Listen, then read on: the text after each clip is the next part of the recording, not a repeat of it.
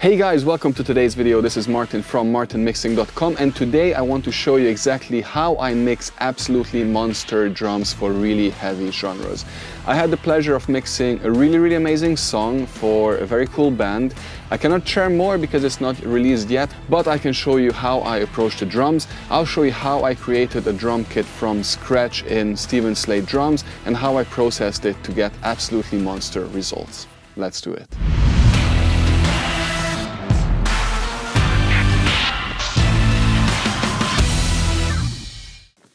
Okay, so let's jump right into Logic. As you can see here on my screen, I have this MIDI drum kit in front of me.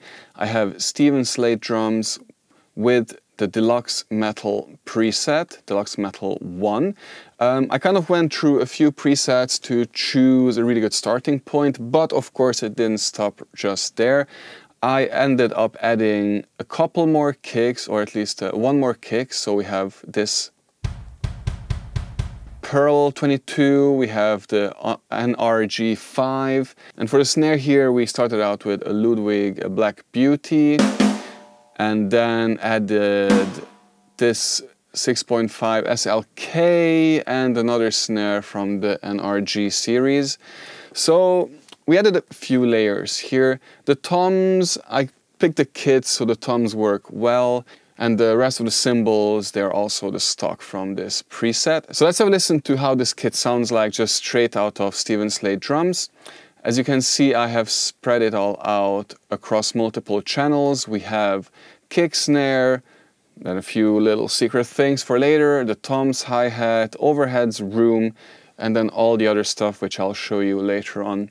I kept just a few things on, which is kind of the drum bass on a Neve setting, doesn't do crazy amounts, and on my master bass I have a few little things, but nothing that changes the tone dramatically. It's just kind of my baseline to how I start to mix, which is a little bit of channel emulation, a little bit of tape, nothing special. Let's have a listen.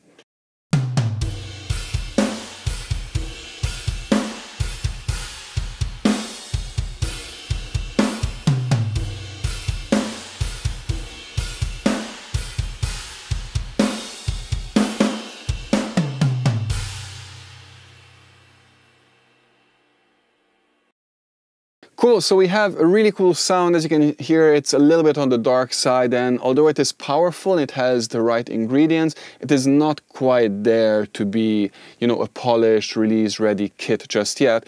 Before we jump into how I mix this, I want to also share with you how it sounds in the end. So just so you have a little bit more motivation to stick with this video. So let's have a look.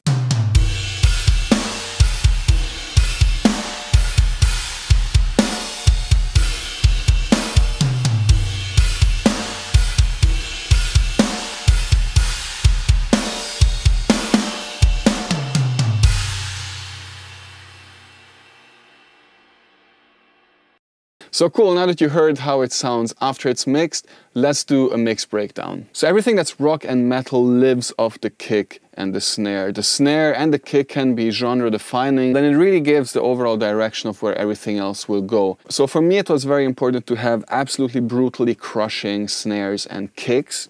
Heavy toms, of course, but I wanted to keep the cymbals somewhat smooth. I didn't want to get anything harsh because I want to be able to listen to this song at really high volumes in the end. And of course, if the cymbals are too harsh, then what happens is that people will compensate for that by turning the volume down. I didn't want any of the kind of trashy sound that we sometimes get with some metal genres, but I don't like it. I want to be able to listen to this song very loudly, while the kick and the snare just punch me in the chest every time. So let's have a look in how I approach this. So first we have the kick here. As we said, we have two different kicks. I lowered a little bit the kick out microphones. It's mostly the kick in mic of the two separate kicks.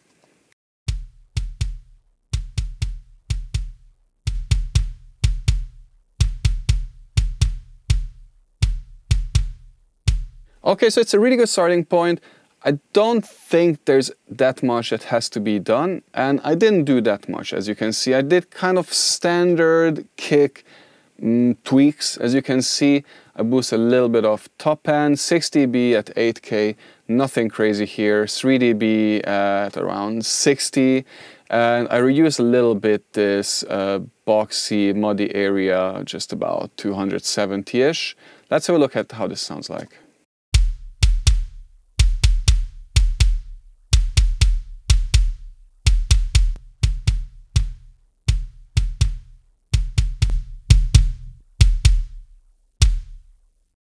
So, big difference with very little tweaks. As you can see, I'm compressing about 3 to 6 dB as well. Usually I don't compress that much on the kick, but with this particular compressor, you can do as much compression as you want and it will sound good. And for me, it was really important to get a strong, powerful transient and a consistent sound out of this. And then what I ended up doing, I added the Steven Slate lift just on the big setting to add a little bit more of that sub bass. Let's have a listen.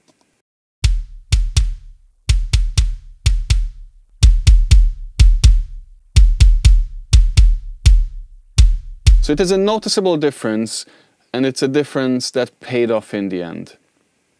Now let's have a listen at the snare.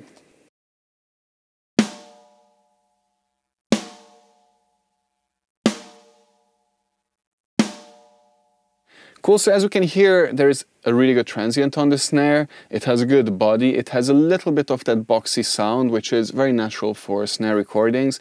What I did, I reduced the snare bottom microphones a little bit because I didn't want too much rattling. I wanted more of a punch, more of a thud.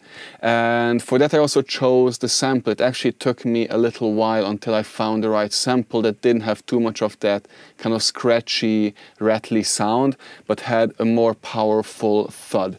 So consider this when you're choosing your samples when making metal drums. You might want, I don't know, you might want a more rattly, kind of harsh snare. For me, it was important that it's a thuddy, thick sound. So again, BX console, I mean, you cannot go wrong with an SSL, what is this, E channel. It just works. You know, I have no biases. I'll use whatever I like most and whatever is convenient.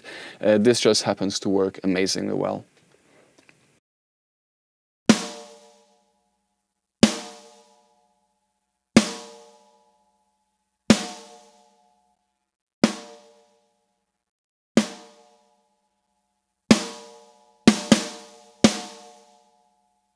So no crazy adjustments here. I boosted quite a bit of top end, above 12K. It's important for when you're using a shelf on a snare to put this frequency relatively high so you don't end up boosting the mid-range too much, because it's not like an instant separation of where it's boosted and where not. It's kind of a gradual slope. And in this case, I didn't want the upper mids to be emphasized too much, so I set it to 12K. And there I could comfortably boost 9 dB of this top end. I didn't end up doing anything else apart from compressing it. In this case, the compressor is before the equalizer, so I'm compressing first and then I'm adding this top end. This helps me get even more of the transient actually.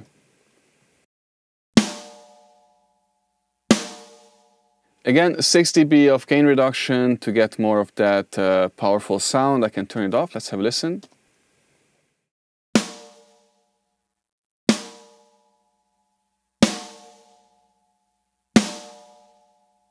So this is already a really good starting point. Now what I did next is kind of a trick that I use on snares a lot when I mix rock metal music, because there is a conflict between peak and perceived loudness. So I can have a really, really high peak loudness, peak volume that will, you know, blow up all of my meters. Everything is in the red and I don't know how to compensate for it. I can lower the faders, but then I don't have a loud enough snare. So what I usually do is I end up clipping this transient quite a bit. And you can use anything you want that is an analog emulation. I use the virtual channel on the E setting. It works really well. The Neve works really well too. Tape works amazingly, or any other clipper that you can find, even the built-in clipper in Logic, the clip distortion, works really, really good for this. So let's have a look at what this does, and let's have a look at the drum bus meters down here. So without it, we get an average reading of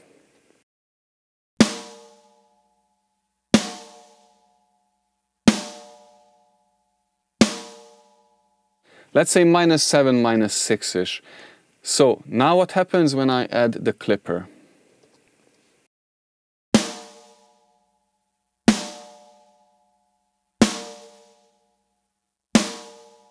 Wow, -18. I wasn't even expecting that. I didn't do the reading when I was doing this.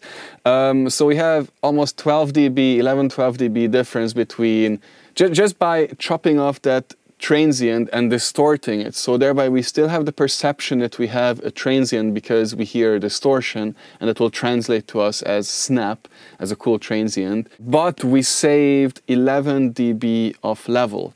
This means in return that I can push my snare 11 dBs up before getting clipping, and it will not make any difference to any of my channel strip settings. So I highly encourage you to use this kind of trick, because you can push your kicks even and your snares, you know, beyond loud just by using a little bit of clipping, or in this case, quite a bit of clipping. So with the toms are next. I have kind of my preferred way of how to mix toms. I have a preset that I use for toms all the time. It's a little bit of reduction in this case in the upper mids that I didn't want. Quite a bit of a reduction in the lower mids, which you usually have to do. A little bit of a low cut just to tighten things up. A lot of lift on the punchy setting and the presence setting on the CS lift. And a bit of compression. Well, actually quite a bit of compression, but at a low ratio. So I want an even sound. I don't want too much crazy compression artifacts here. Let's have a listen.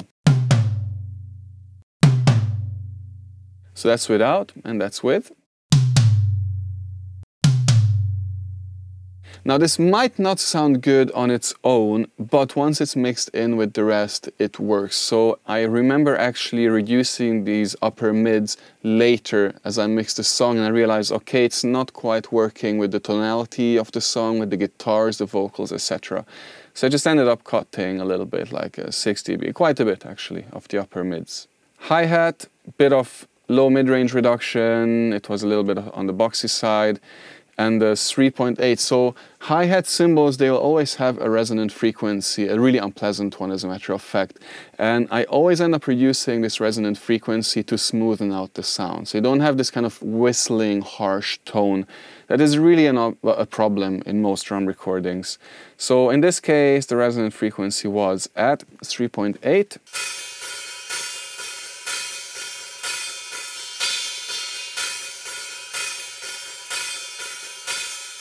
As you can see, I also use a EQ to boost a little bit of level, 10 dB, because it just wasn't loud enough. I wanted to get more, so I don't have to use the faders for that.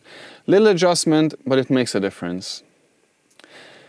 Okay, next one, and here we come to the most important elements of any drum. To me, it's the overheads and the room that makes or breaks a drum recording. Like, everything else doesn't matter. If you don't have good overheads and you don't have good rooms, you might as well just throw out the whole thing. So that's why I say that a well-programmed drum kit is better than a badly recorded one.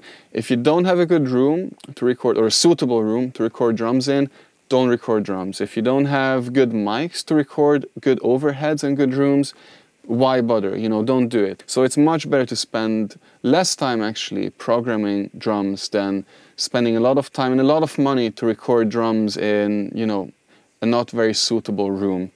However, if you want professional, like really good quality, go to a good studio, spend the money on good drums, good engineer, good drummer, a good kit, and all of these ingredients that make a good drum recording. And then make sure you have a good mixer to do it, because it can also make a huge difference.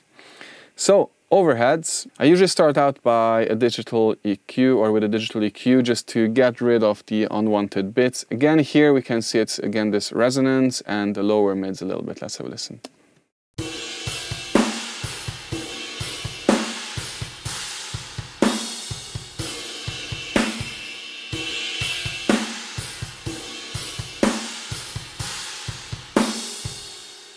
That's it on this side. And then virtual mix rack, as always. Okay, here we're going a bit more crazy. So I'm reducing an extra 4 dB and 400. I really like this EQ, and I particularly like the 400 Hertz on this one. Bit of Neve emulation, it just gives a bit more harmonics. Might as well not have it, doesn't do that much. Bit of boost at 12K. In this case, this is a bell. And that's important to note because what it does, it creates a boost like this instead of like this. So it has more of a focus around the 12K. So this is what we still hear. I didn't want to boost the crazy highs because that can translate into harshness and have some unwanted stuff there. So I didn't want that. So that's just the EQ. Let's have a listen.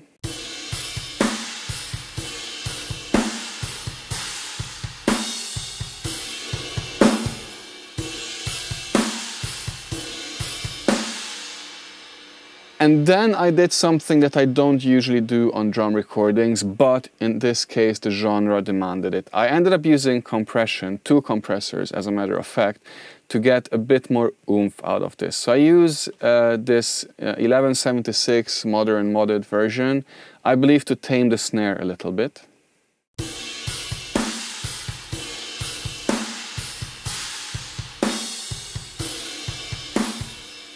This was important for me because I wanted the direct snare mic to dominate the sound and not have too much from the overhead contributing to it. Because in this overhead recording also, which is something I don't like, the snare is actually off to the right a little bit, as you can also hear. So I didn't want to have every snare hit, you know, followed by a sound that is a little bit off to the right. And then I added the monster, which is the 1176 at an all-in setting. And this just really made the sound, in my opinion.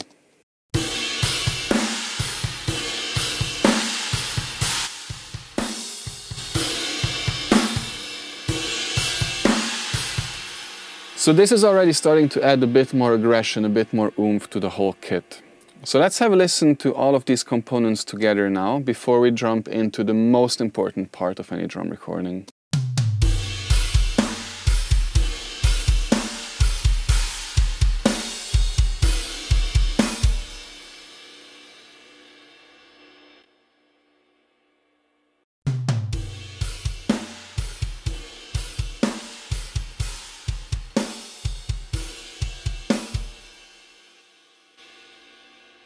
So that's quite a big difference with not that much crazy processing, I would say. So a little bit of a boost here, a little bit of a boost there. It's not that crazy, but the difference is already huge. And now let's get to the most important part of any drum recording, in my opinion, which is the room. Like, a good room can make or break any drum recording, and not just that, but it will put such a strong stamp, such a strong character to the whole on the whole recording that you know, it's really worth trying different studios for an album, maybe even try different studios for different songs on an album. It's a huge difference. Let's have a listen.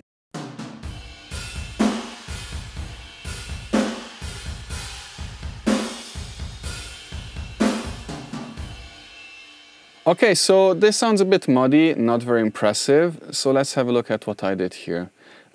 Usual kind of same adjustment, low mid correction and the harshness reduction.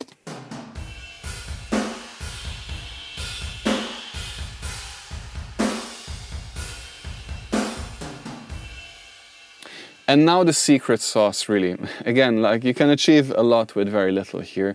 So I ended up reducing again a bit more of that 400, and then I ended up really crushing the drums with the monster. Let's have a listen.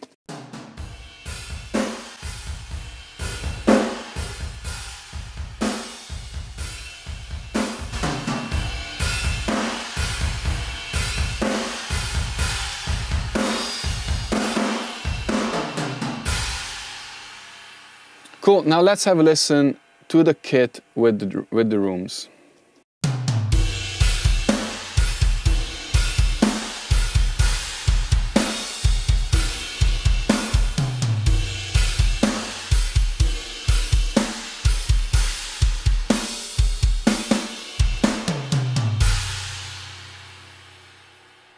So the room really adds a lot of dimension, a lot of character to the kit. When I muted it, I thought, actually it's quite cool dry as well, but then you don't really get a lot of depth.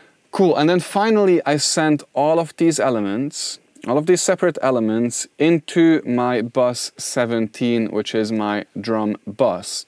So here I do a bit more processing. I add another mix bus emulation.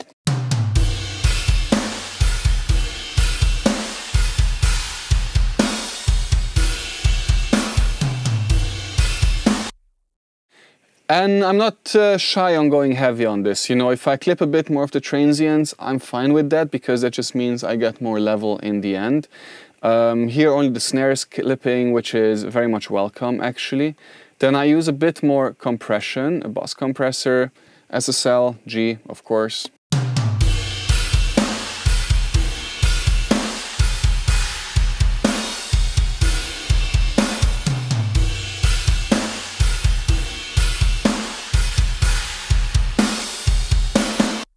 Now, this little compression, this is what, 3 dB, makes a huge difference actually. It's amazing, it's mind-blowing how much the snare and the kick come alive here. And especially at such a low ratio, you know, 2:1 ratio with a 3 millisecond attack, so it's not even aggressive settings, but it makes a huge difference. It just brings the kit together and it gives a bit more punch to the kick and snare. Then I have to admit this is kind of a secret sauce plugin that I ended up using a lot, and I use this a lot in recent mixes actually. It just makes such a huge difference. The black box, this is a Plugin Alliance plugin. It's amazing. It adds beautiful overtones and it's just a kind of a secret thicker maker. Let's have a listen.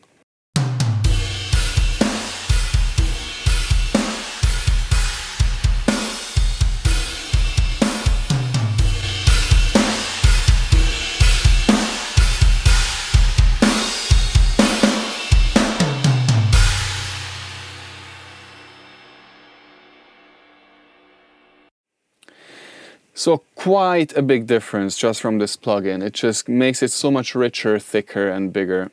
And finally I ended up using one of my favorite kind of top and bottom shapers, the Lindell 500. This is a Pultec emulation and I use this usually to push some final lows and bottoms on my recordings or mixes.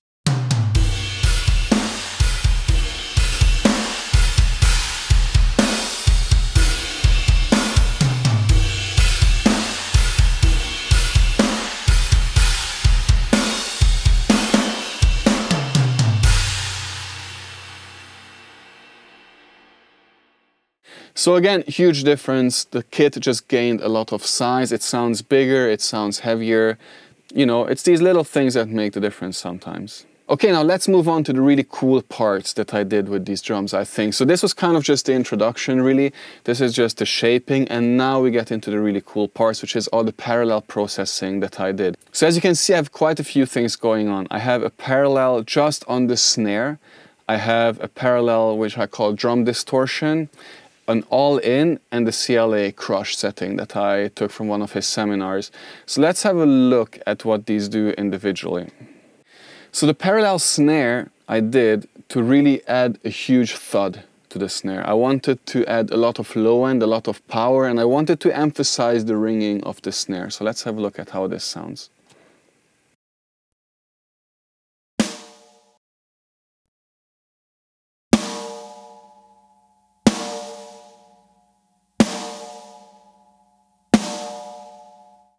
So this is not a very clear sound. What it has a lot of ringing, which I like, and it has a lot of low end, which I wanted. It has a lot of thud, which I wanted, and it works amazingly with the nicely shaped, transient heavy, direct snare that we have. Let's go through the settings quickly. As you can see, I boosted a lot here. I boosted 800 a little bit, which is the ringing.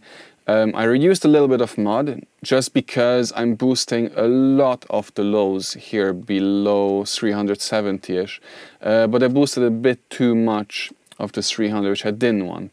A bit more top, why not? And then two different compressors, one with the SSL channel, adding another 360 dB of compression, and then also the monster to really make the big difference. Let's have a look at how these affect the snare individually.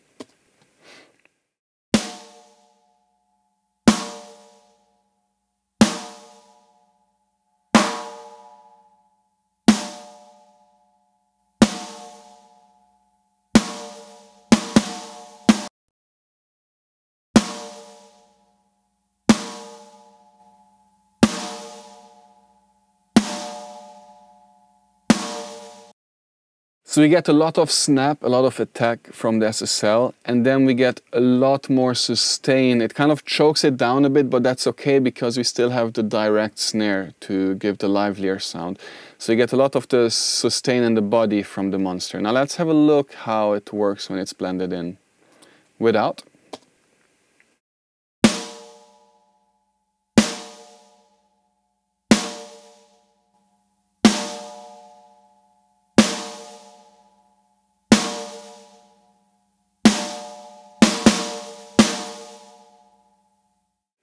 So as you can hear, the difference is quite big. It added a lot of body, it had a lot of low end, a lot of thud.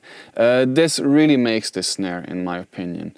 Then next we have a drum distortion. This is something I've been experimenting with for a while. It was very difficult to come up with a setting that doesn't add unwanted artifacts, but really just adds a little bit of grit to the transients, to the top of the snare and the kick actually. So this one I'm using on the snare, kick and the toms as well. So let's have a listen what it adds exactly.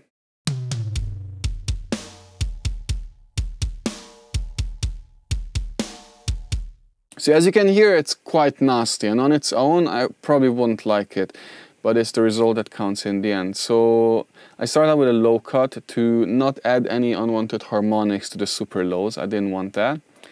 Then a bit of compression to even things out. This way I will add even amounts of distortion later on to these elements as a whole.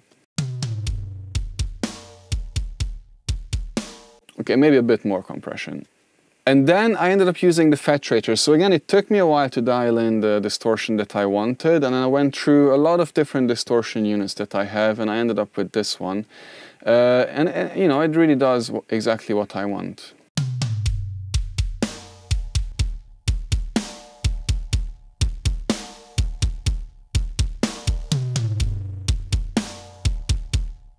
And then the black box just to round things off.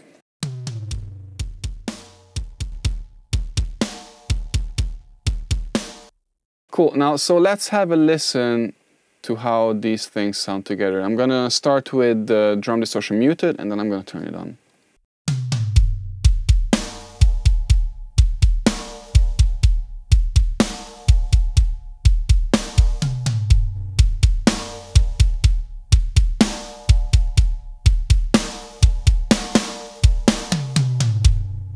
So as you can hear, it adds quite a bit of grit to the shells, and I really like this sound, and it really makes the drums cut through. So what is next? Now on top of this I added two different parallel compressions to the entire kit. One is the CLA crush setting, which again uses the black box because I just love this plugin. And then a quite moderate chain that I nicked from one of the Chris Lord Alge seminars. It's actually not that much compression, but what it does, it adds a beautiful glue and a consistency to the drums. Let's have a listen.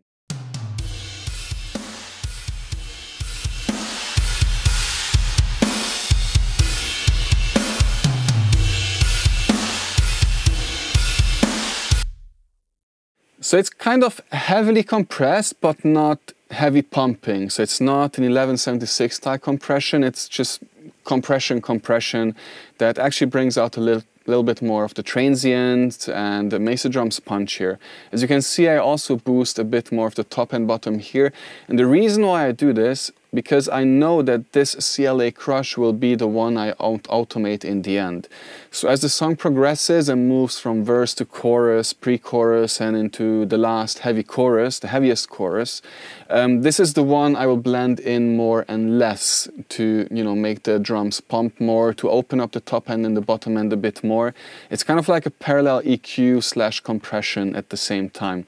And I encourage you to experiment with this because it works really nicely. Then secondly, I have the all-in setting. We all know what this is. We all know exactly what this is. This is just 1176 all-in. Let's have a listen.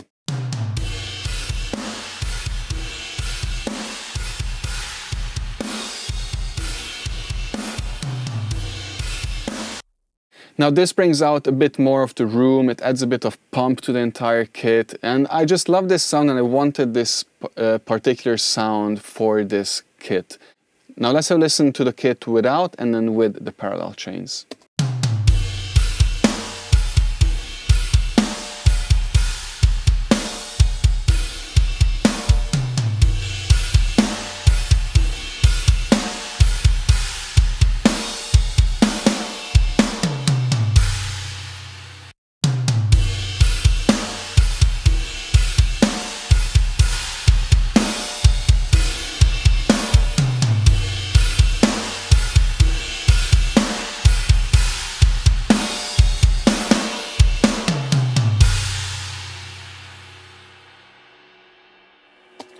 So as you can hear, the difference is huge. Let's just try once again without the parallel processing, including the snare.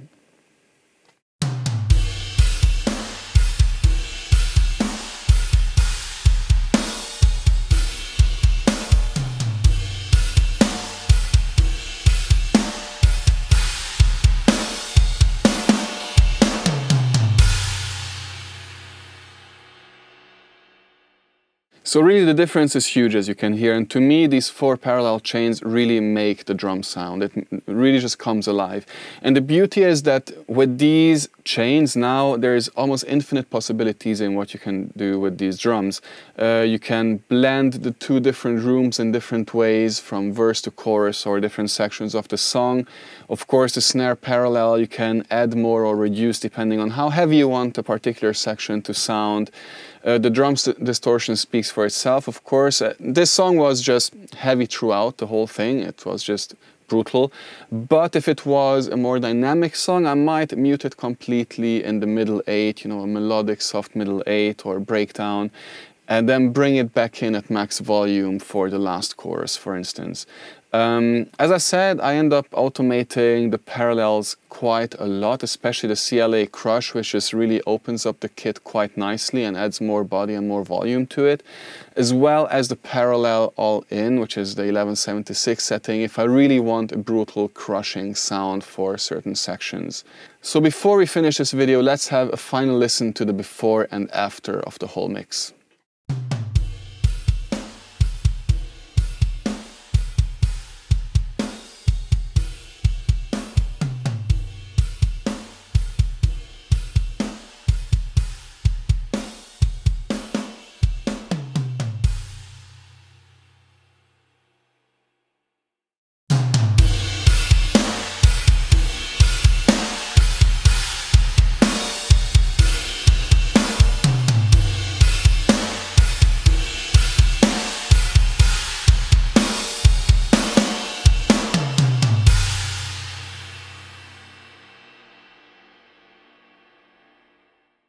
I mean, there you go. It's hard to believe it's the same kit, isn't it?